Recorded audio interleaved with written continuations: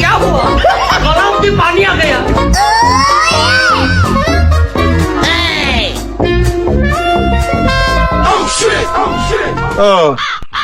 কোনে মনে একটু ঠুক করে লেগেছে, মাথায় পানি দিলে ঠিক হয়ে যাবে।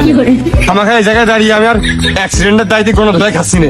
এগুলো পাড়ার ভিডিও জীবনে আমার দাদা ওখানে খুব ঠিক হয়েছে।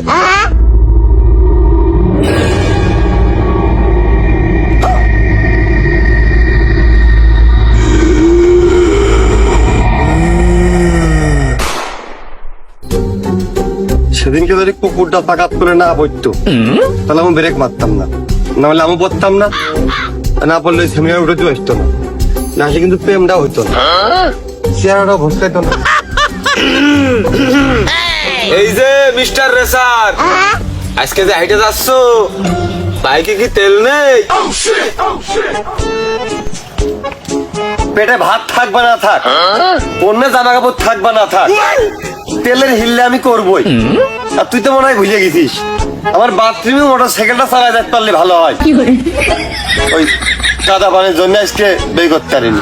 ও ওই তুই এদিকে এদিকে এদিকে একটু ভয় দিনি। ওই আমার গাড়ির সেনিস পকেট মার্কে গেছে, তোর কাছ থেকে একটু পরামর্শ নেব আমি। আজ সেনিস পকেট মনে কর জাপান, এটা ইয়ামাটা লাগানো ভালো, ও চাইনাটার দাম কম। তুই সাপড়ি বুলাবান গ্রামের, তুই আরেন্ডোটা যাই নিয়ে একটা সেকেন্ড হ্যান্ড রিকন্ডিশন কিনে নিস। আরে এই দুনিয়ার তাল বাহানা বুঝলাম না এক রতি। দেখি কোন কোম্পানির স্যান্ডেল পাই দিয়েছ আজকে, তাহলে বিদ্যা কিরাম টেকসই হবেন কি হবে না একটু দেখি। বাটা সোলে ব্যাক্সেল লেদার লটন লোগো। ये क्या है? দেখিস বেশ ভাইয়াস, কিন্তু তোর পং স্যান্ডেলের মতন পাতলা মনে করিস না। তাই তো মনে হচ্ছে। মাল খাইয়া তাল হইয়া ডাকে। এক চুল দিলেও তো উড়ে পারলাম না স্যান্ডেলের তলা দিয়ে। তা তুই কাদা পানি কোন পালি? তুই বুঝিস কিন্তু গাড়ি সম্পর্কে, ফ্রেশ রাখা চকচকে রাখা ক্লিন কি করে রাখতে হয়। গাড়ি পারলো তো সেদিনকে ওই ধৌতখানায় একবারে ওয়াশিং করে নিয়ে আসলাম না। ও আইনে কি শোকেসে তুলে তুইছিস আর চালাবি না? চালাবো কি রে, কোনো ওকেশন পাই না তো। আর 5 বছর আগেও তোরা পারিসনি, আর এখন তো তোরা মাঠে একদম, তোর বাংলা চাইছিস, তোর গাড়ি চাইনা চাইছিস, ইঞ্জিনও চাই না। ওরে জেদ পকিরে, আমার মন তো আগে দুর্বল হয়ে নরমে পড়েছে।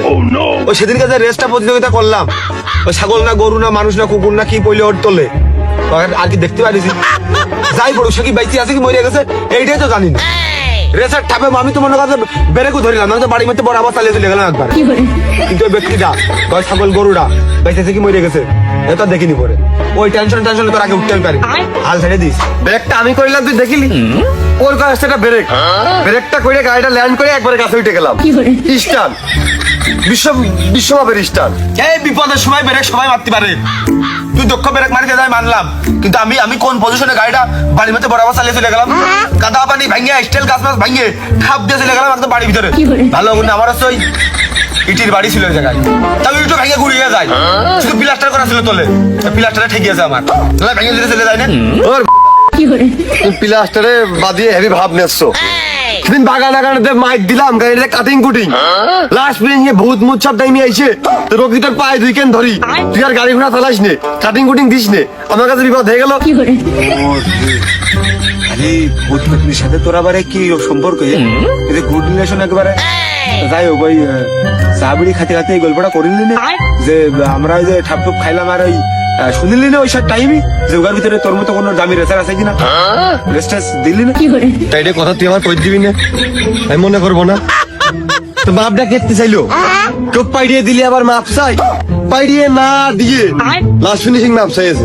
তাহলে কাজ করছে রে, ওই তোর সাথে করে আমার একটু বাগানের মধ্যে নিয়ে যাচ্ছে, ওই গেলে কি হবে না? আমি কোনোদিন ভূত দেখিনি, ভূত দেখতে পারবান চোখের দেখা এক নজর, আর ওই উগার ভিতরে তো একজন রেস দেয় তোর সাথে মাপ চাই যেহেতু, ওই তাহলে তুই সে আর আমি 3 জন মিলে একটু বাগানের মধ্যে রেস দিলাম, ভূতিরা সব দেখলো, একটু হাততালি মালি দিল। এখন ওই 1 সেকেন্ড থার্ড নিজের মধ্যেই তো হবানি, যে কোনো একটা হলেই হবে না, তাহলে তুই আমার নিয়ে চল।